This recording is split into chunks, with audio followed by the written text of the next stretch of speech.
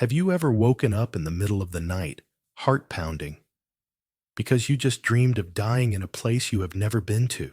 Not a nightmare, but a memory, vivid, real, and so unfamiliar, it makes you ask, how can I remember something if I have never lived it?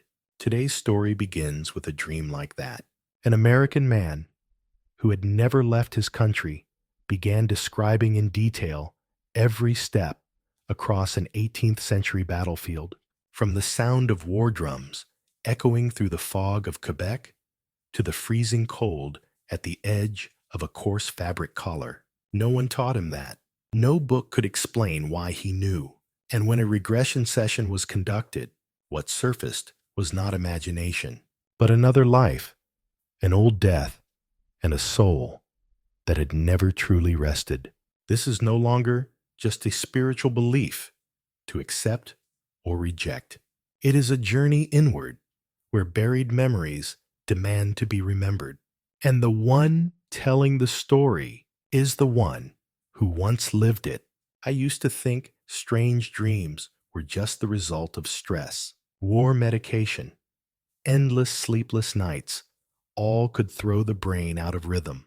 But then there was one dream that kept returning again and again.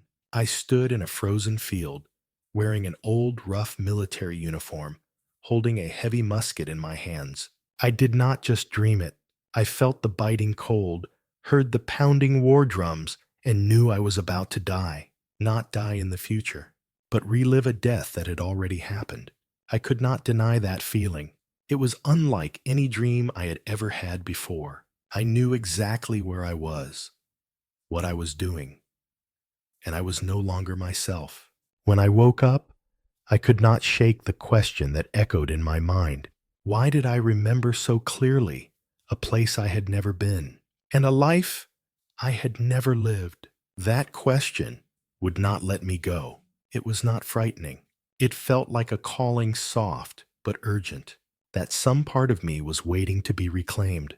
Since that dream, I began noticing things I used to ignore. I was strangely drawn to 18th century history. I started sketching old maps, which later turned out to resemble regions of early Canada. In the dream, I heard a name, Étienne.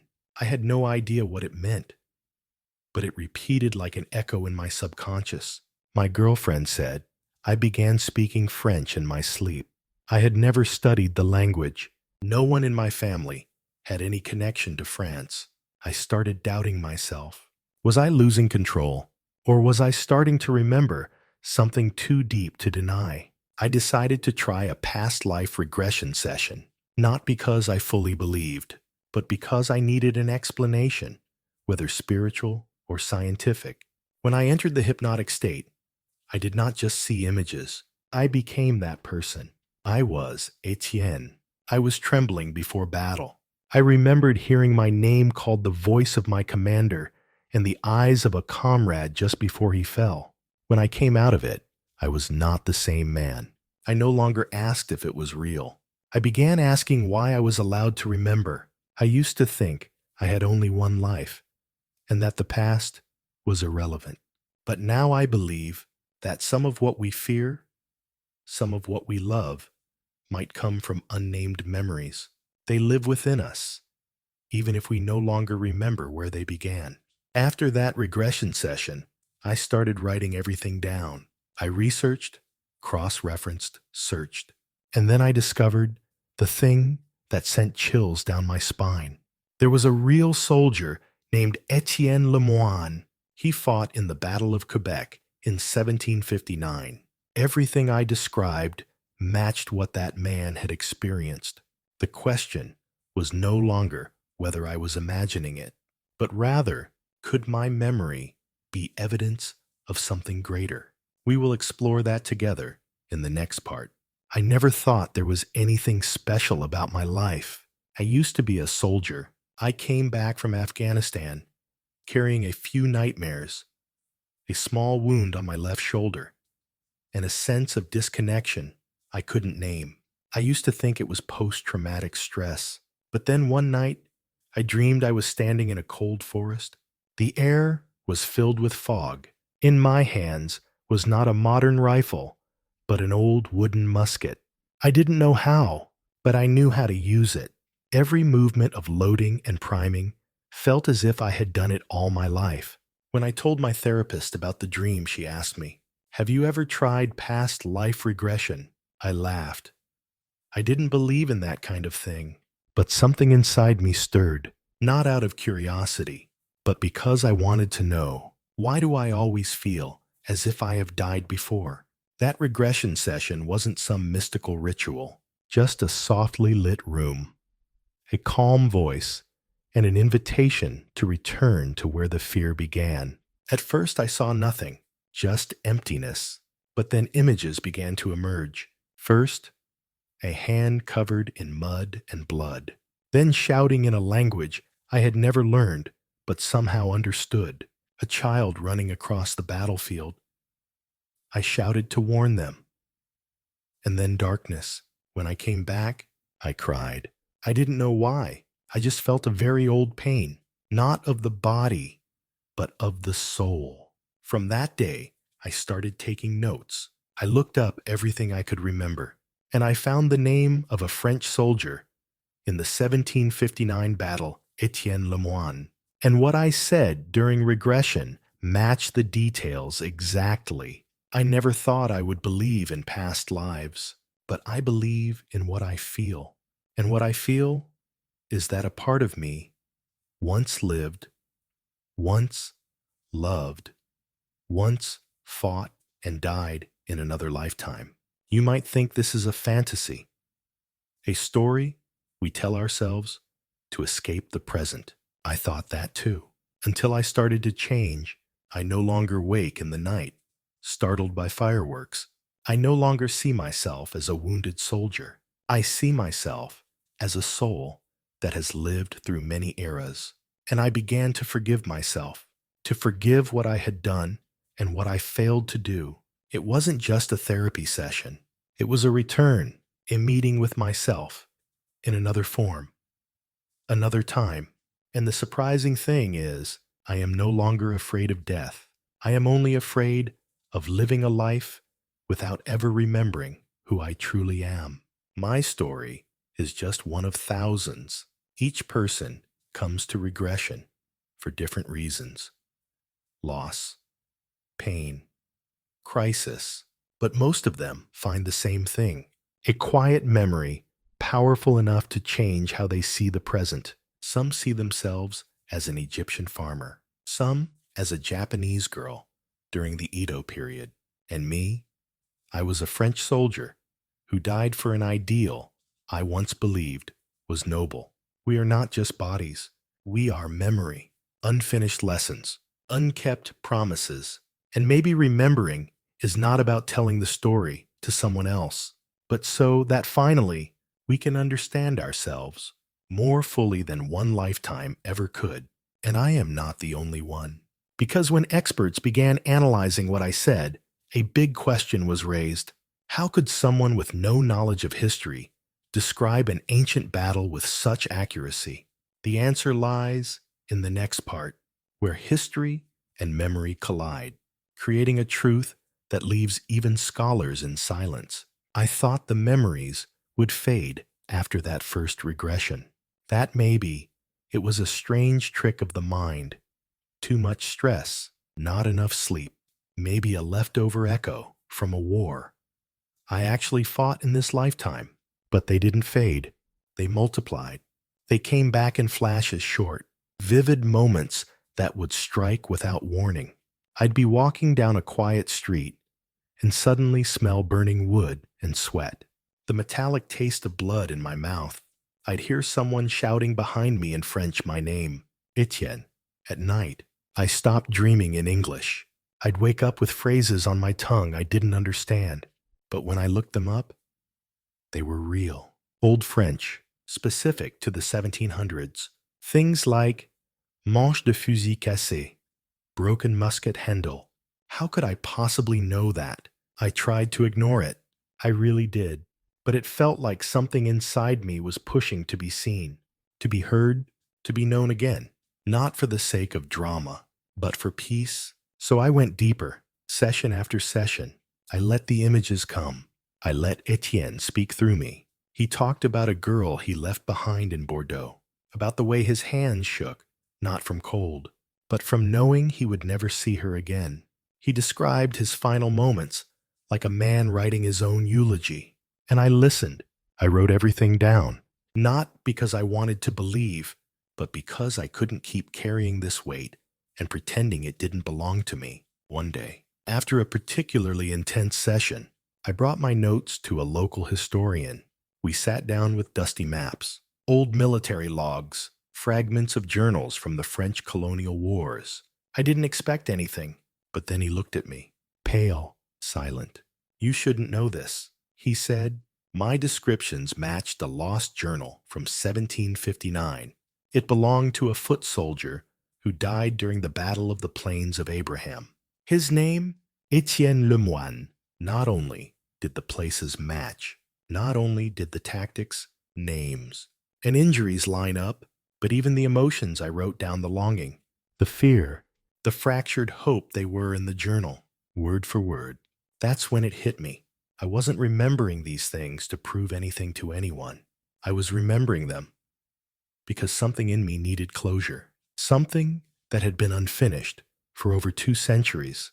And when I finally accepted that, when I stopped resisting and started listening, the nightmares stopped. The guilt I couldn't name lifted. I stopped waking up in fear and started waking up with gratitude, because somehow, through a web of time I'll never fully understand, I had been given a second chance to carry a memory with compassion instead of pain. It didn't make me special. It made me more human, more whole. And that, to me, was the real miracle. But something still lingered. One final question that wouldn't leave me alone.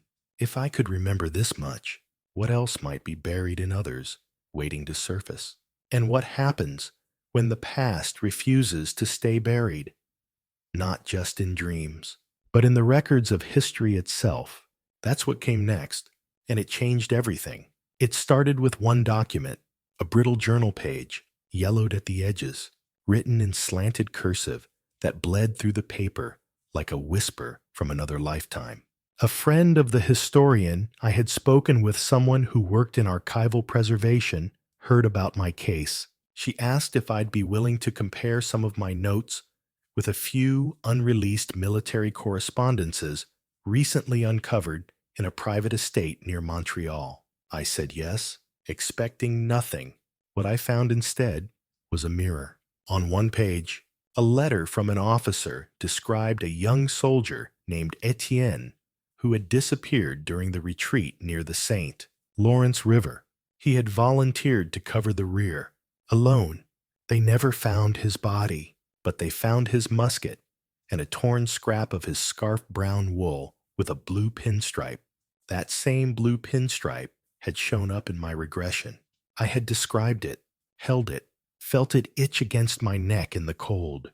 I remembered wrapping it around my wrist when my hand bled, hoping it would hold just a little longer. How do you explain that? You don't. You sit with it. You stop trying to prove or disprove, and you begin to listen.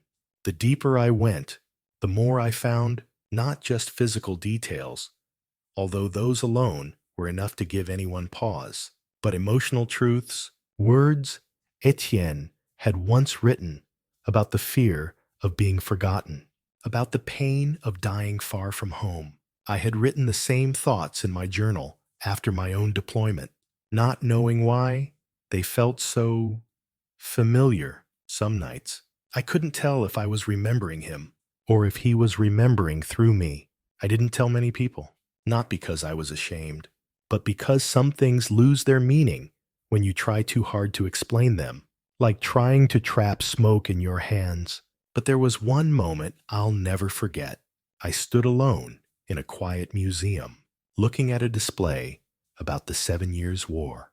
There, behind the glass, was a replica of the uniform I'd seen in my dreams. Same color, same buttons, same leather strap that dug into my shoulder when I ran. And for a moment, I felt a presence, not ghostly, not frightening, just still, as if a circle had quietly closed around me, not to trap me, but to set something free. That day, I stopped questioning whether I was Etienne.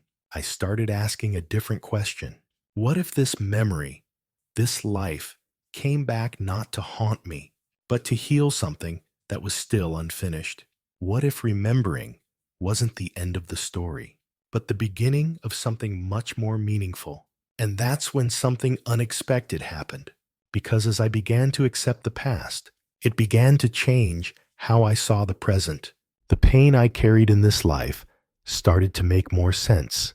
The patterns, the fears, even the people I was drawn to, they weren't random. They were echoes, and those echoes, they started leading me towards someone I never thought I'd see again. There's something quiet that happens when your heart recognizes someone before your mind does. It's not a lightning bolt. It's not magic. It's more like a subtle shift, a slowing down, like the world gives you half a second more to notice something most people would miss. That's how it felt when I met her. Her name was Claire. We crossed paths at a history conference in Boston, of all places, during a panel on colonial military medicine. She wasn't a speaker, just another curious listener like me. But when she asked a question in that calm, clear voice, I felt it, not attraction, recognition. Later, we ended up in the same discussion group. She mentioned she'd recently done a regression session, just out of curiosity. Nothing serious, she said.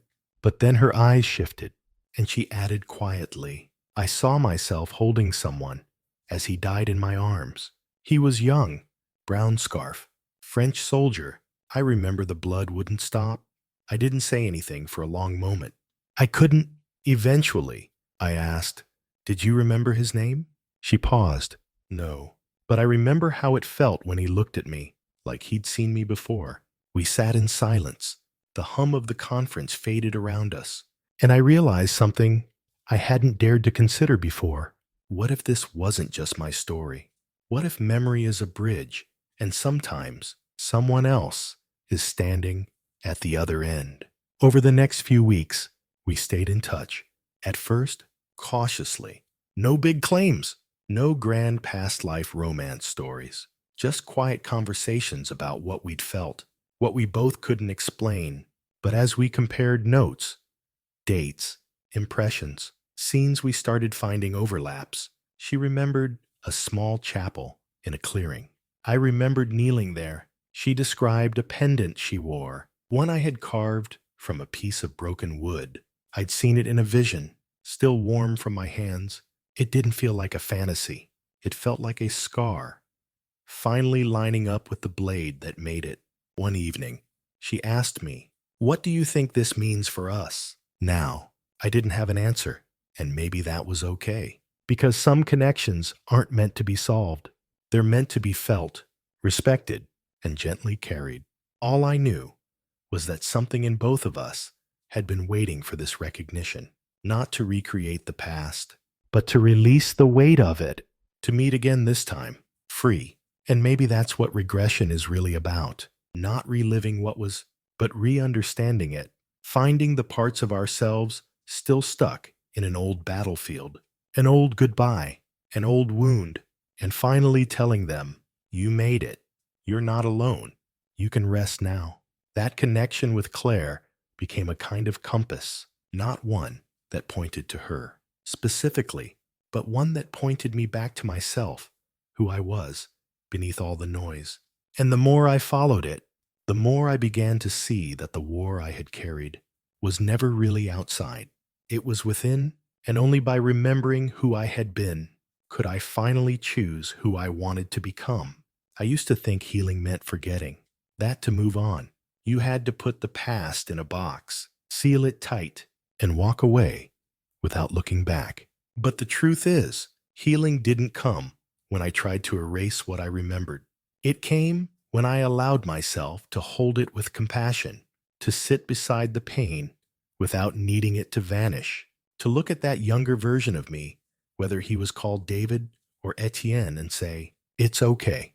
You don't have to carry this alone anymore. That was the beginning of my real return, not to a past life, But to this one, I started noticing things I hadn't before. How my reactions in this life were shaped by wounds I never understood until now. Why I flinched at sudden noises. Why I always felt guilty when walking away from arguments, even when I was right.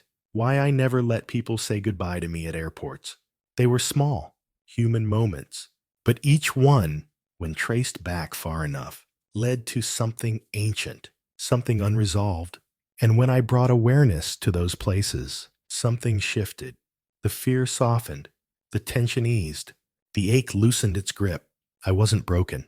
I was remembering. People ask me sometimes, "So what did you gain from all of this?" And I tell them, I didn't gain anything. I let go. I let go of a death I had carried for 250 years. I let go of a guilt that was never mine to begin with.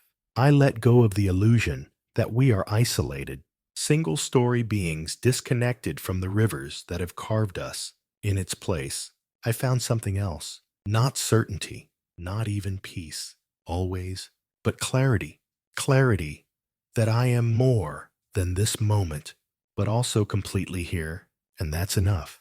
Regression didn't give me all the answers, but it gave me better questions. Who am I? Beneath the roles I've played, what patterns have I inherited, not just from my family, but from the very soul I carry? And how much more present could I be if I stopped running from a past that might still have something to teach me? This journey didn't end with one life remembered. It opened a doorway, not just to where I came from, but to what might still be waiting within all of us. Because if these memories live in me, how many others are walking around right now, carrying stories they've never dared to remember? That question, that possibility, is where the real mystery begins. Sometimes, late at night, I still feel it. A presence, not haunting, not even separate, just familiar. It's not Etienne. It's not David. It's something deeper than names.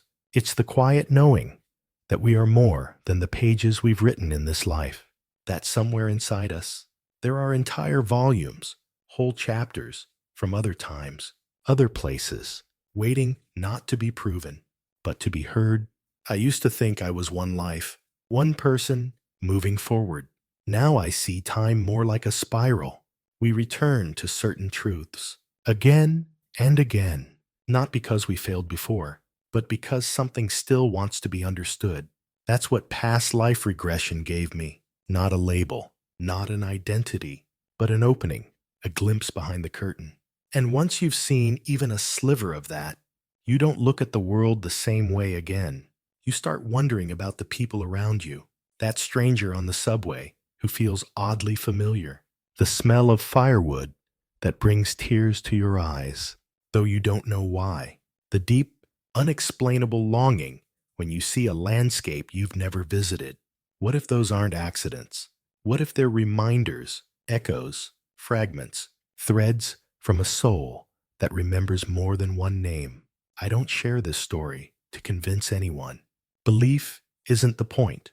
But if there's one thing I've learned, it's this: when we remember who we've been, we begin to forgive who we are. And in that space between memory and presence, something opens, something heals. And maybe, just maybe, that's why the memory came back in the first place. So if you've ever felt it, that strange pull toward another era, another life, another face in the crowd, don't run from it. Sit with it. Listen. It might just be the part of you that's been waiting the longest to come home. This isn't the end of a story. It's the opening of a question. How many of us are carrying lives we've never remembered? And how different would this one feel if we finally did? If this story stirred something in you, a flicker of memory, a feeling you can't quite explain, then maybe you've just begun your own remembering. We don't always need facts to trust a truth. Sometimes all it takes is a quiet moment, a dream that feels too real, or a story like this one that stays with you longer than it should. So tell me, have you ever felt a connection to a time, a place, or a person you've never known in this life. Share your thoughts in the comments below. I read everyone because every story matters. Yours might be the piece someone else has been waiting for. If this journey meant something to you, please consider liking, subscribing, and turning on notifications so you don't miss the next story in this unfolding exploration of memory, soul, and time.